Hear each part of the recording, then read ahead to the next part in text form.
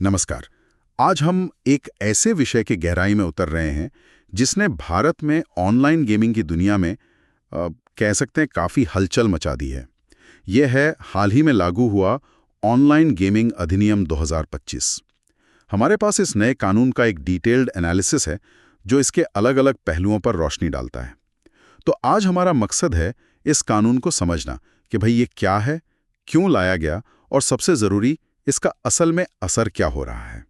चलिए शुरू करते हैं इसकी पड़ताल। बिल्कुल, ये यकीनन एक बड़ा बल्कि कहूंगे ऐतिहासिक कदम है और इसका असर सिर्फ इस बड़ी इंडस्ट्री पे ही नहीं पड़ रहा है बल्कि करोड़ों यूजर्स जो गेम्स खेलते हैं उन पर भी पड़ रहा है। और हाँ, इस कानून में एक दिलचस्प बात है, एक तरह का विरोधाभास कि एक तरफ तो ये असली पैसे वाले सारे गेम्स बंद कर रहा है, लेकिन दूसरी तरफ ई स्पोर्ट्स जैसे गेम्स को ये बाकायदा बढ़ावा दे रहा है। तो ये जो बैलेंस है ना, ये समझना जरूरी है। तो सबसे पहले ये कानून ऑनलाइन गेमिंग संवर्धन और विनियमन अधिनियम 2025, इसका पूरा नाम क्या है और ये लागू कब हुआ? मैंने सुना ये सब बहुत तेजी से हुआ। जी हाँ, इसका पूरा नाम है promotion and regulation of online gaming act 2025। और तेजी वाली बात आपकी बिल्कुल सही है, ये वाकई बिजली की रफ्तार से हुआ। सोचिए, 20 अगस्त 2025 को लोकसभा से पास हुआ। अच्छा। राज्यसभा ने भी तुरंत मंजूरी दे दी और अगले ही दिन 21 अगस्त 2025 से ये पूरे देश में लागू भी हो गया। राष्ट्रपति की सहमति तो अब बस एक फॉर्मेलिटी मानी जा रही है। एक दिन में लोकसभा, राज्यसभा और लागू भी, इतनी तेजी?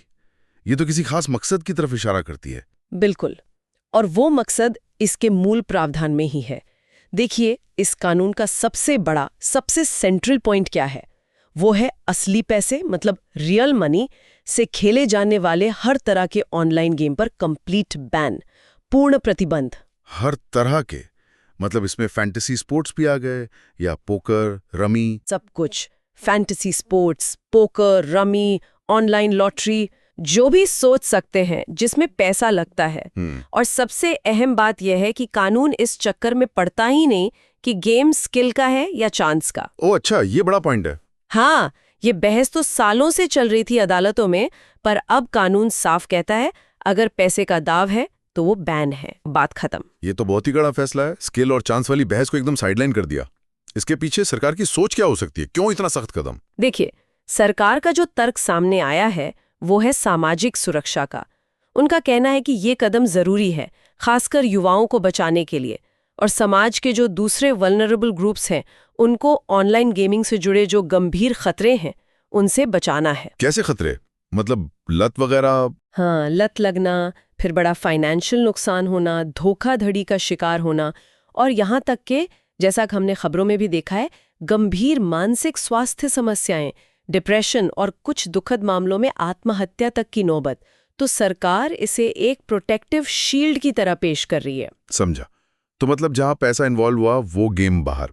लेकिन जैसा आपने शुरू में कहा था, सारे ऑनलाइन गेम्स तो बंद नहीं हुए। तो फिर किस तरह के गेम्स को इजाजत है या जिन्हें सरकार शायद बढ़ावा देना चाहती है? हाँ, ये क्लैरिटी बहुत जरूरी है।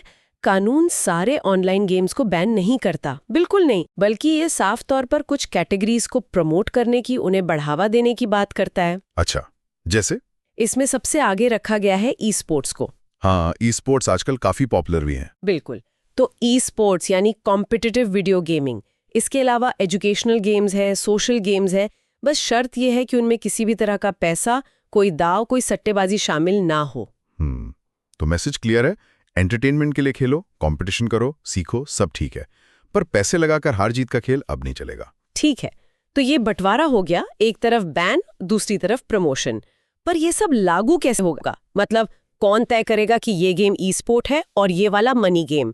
निगरानी कौन रखेगा? कोई बॉडी बनाई गई है इसके लिए? हाँ बिल्कुल, यहीं पर यह कानून और महत्वपूर्ण हो जाता है। इसके लिए एक नई नेशनल बॉडी बनाई जाएगी। नाम है national online gaming commission, short में NOGC कह सकते हैं, राष्ट्रीय ऑनलाइन गेमिंग आयोग। एक नया रेगुलेटर, NOGC, इसके पास पावर्स क्या होंगी? क्या ये सिर्फ एडवाइजरी रोल में होगा या इसके पास कुछ करने की ताकत भी होगी? नहीं, ये एडवाइजरी बॉडी बिल्कुल नहीं है। यही तो खास बात है।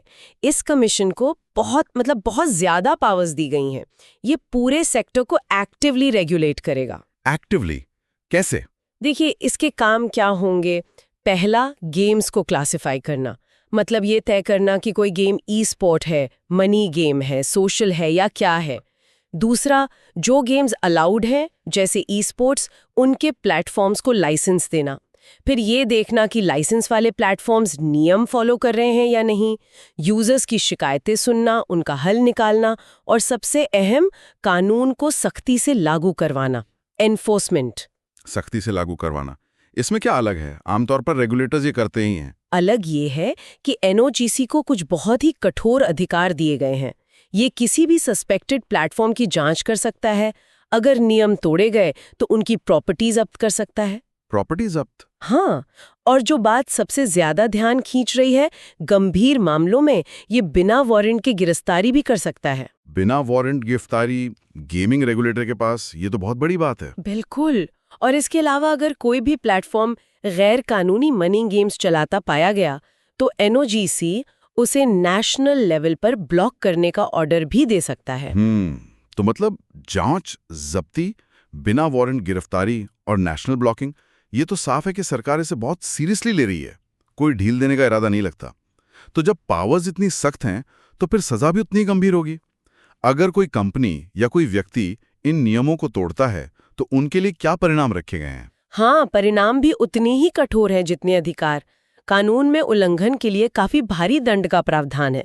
जैसे अगर कोई भी, चाहे वो कंपनी हो या व्यक्ति, कोई बैन किया हुआ रियल मनी ऑनलाइन गेम चलाता है या उसे चलाने में मदद करता है, हाँ, तो उसे 3 साल तक की जेल हो सकती है, और साथ में या उसकी जगह 1 करोड़ रुपए तक का जुर्माना भी। 1 करोड़?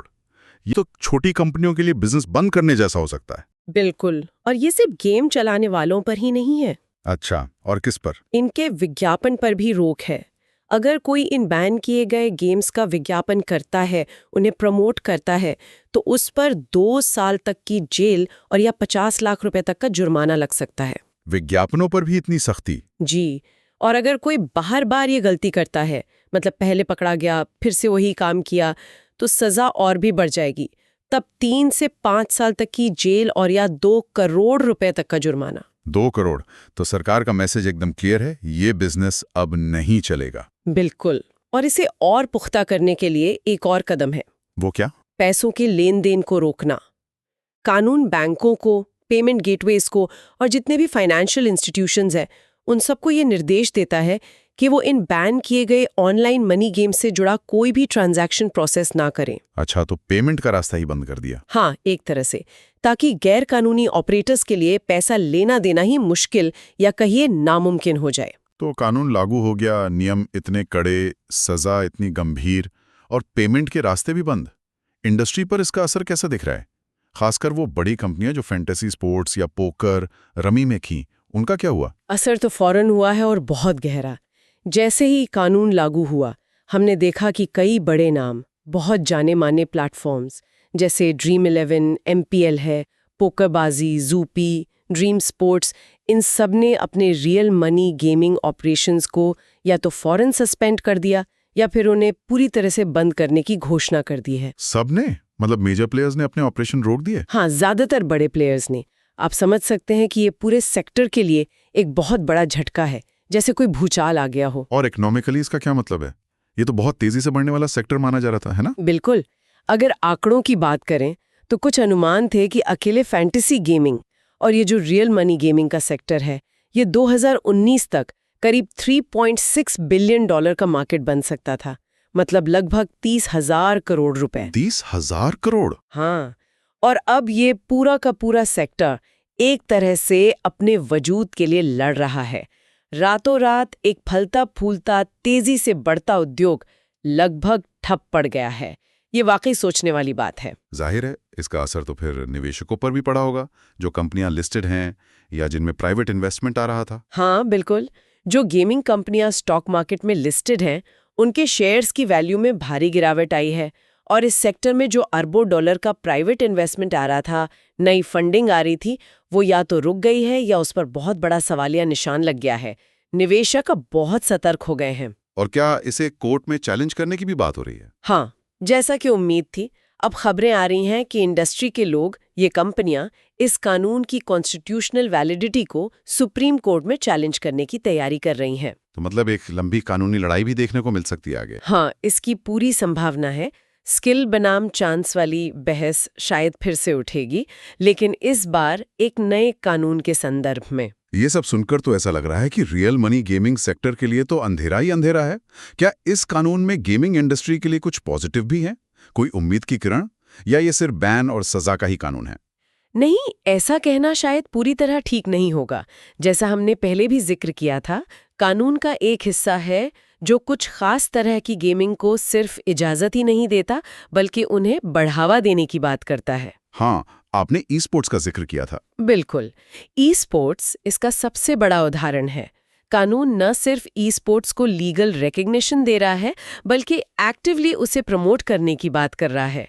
और साथ में, जैसा हमने कहा, एजुकेशनल गेम्स, सोशल गेम्स जिनमें पैसे का लेन देन नहीं है, वो भी इसी कैटेगरी में आते हैं। तो क्या हम इसे इस कानून का कह सकते हैं ब्राइट साइड मान सकते हैं? हाँ, कई एक्सपर्ट्स ई स्पोर्ट्स और सोशल गेमिंग वाले प्रावधान को इस बिल का पॉजिटिव पहलू या ब्राइट साइड कह रहे हैं, क्योंकि इससे इन सेक्टर्स को एक तरह की ऑफिशियल लेजिटिमेसी मिल रही है। सरकार कह रही है कि हम इनके विकास के लिए इंफ्रास्ट्रक्चर बनाने में मदद करेंगे, इसे प्राथमिकता देंगे। अच्छा, तो इससे क्या हो सकता है? भारत में ऑनलाइन गेमिंग इंडस्ट्री का पूरा फोकस शिफ्ट हो सकता है।